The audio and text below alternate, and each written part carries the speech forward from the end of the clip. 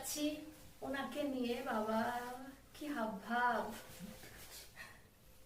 তুই তো আজকেই সব থেকে বেশি ঠেলে নিবি ট্রেনে যাওয়ার জন্য। তো আমরা রেডি যাওয়ার জন্য, দেখি কেমন যায় আমাদের জার্নিটা। আশা করি সবকিছু শেয়ার করতে পারবো। বাই। সব কিছুতে ভয়েস ওভার দিলে যেই মজার কথাগুলো হয়েছে সেইগুলো কি করে শোনাই বলুন তো। তাই কিছু কিছু জায়গা আমি আসল কথাগুলোই রাখছি। এখানে সরল সাদাসিধে রিমা বোনকে পেয়ে শুভদীপ তার সাথে রনি আর কৃষাণু মিলে ওকে বোকা বানাচ্ছে। আর আমি হঠাৎ করে এই বাচ্চাগুলোকে দেখতে পেলাম, ওদেরকে আমি একটুখানি মেমোরিতে নিয়ে রাখলাম। কি সুন্দর দেখুন ওদের জীবিকা।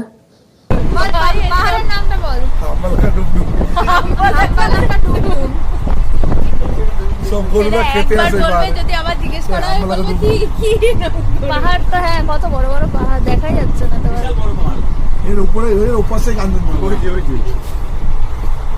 শুভদীপের কাজকর্ম দেখেছেন? পুরুলিয়াতেও কাঞ্চনজঙ্ঘা দেখাচ্ছে আমাদের, তেঁতুল গাছে পলাশ ফুল, হাম্বালাকা ডুমডুম, তারপর আবার মাঠা পাহাড় তো আছেই ওখানে, আবার পাঠা পাহাড় খুঁজে বের করেছে। আর বেচারা রিমাকে ও এই সব বোঝাচ্ছে। আর এই সরল রিমা প্রথম দিকে তো বিশ্বাস করে নিচ্ছিল, তারপর শুভদীপের দুষ্টুমি বুঝতে পেরেছে। আস্তে আস্তে আমরা গন্তব্যের দিকে এগিয়ে যাচ্ছিলাম। পাপা হ্যালো হ্যালো করো। হ্যালো,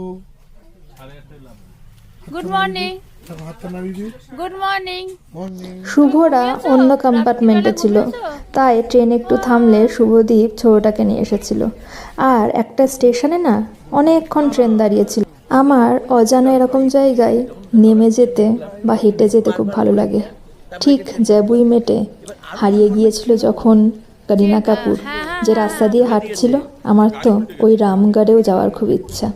এই স্টেশনটার নাম দাঁড়ান বলছি, কানটাডি ছিল। হ্যাঁ, ট্রেন জার্নির ভিডিও আগেও শেয়ার করেছি, আরও কিছু ক্লিপস ছিল, তাই আবার স্মৃতিটা জাগিয়ে তুললাম।